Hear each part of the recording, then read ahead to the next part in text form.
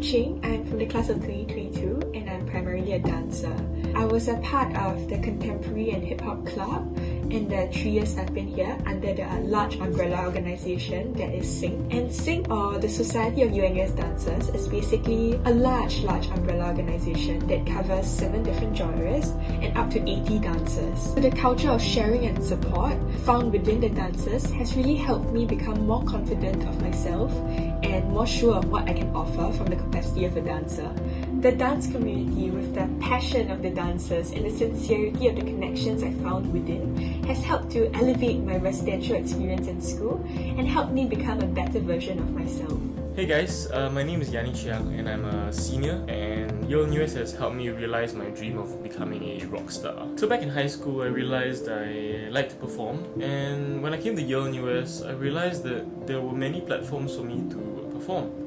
One of them being Tape Days, which is an annual event where bands perform old songs from the 90s, hence the name Tape Days. Besides Tape Days, there's also Bread and Jam. Bread is a staple. It performs songs that the audience most probably will know, and Jam is something a little quirky, a little different. And one of the beautiful things about these events happening on campus is that they are mostly student organized, student led. I was actually quite fortunate to be one of the organizers for Bread and Jam.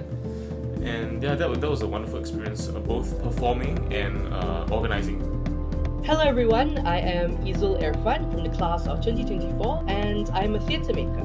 We have a new platform called Artist Unity that was created actually bringing together all the different arts groups to sort of like foster more interdisciplinary collaboration. And last semester, they organized a 24-hour creation sprint, which is a very low-stakes space where everyone can come together and create work. And I learned so much from the entire experience, and it is something that I otherwise would not have been able to do, because I think when else do I get a platform to actually collaborate with artists who are not in my field? And I think that it was a really valuable opportunity that I really cherished.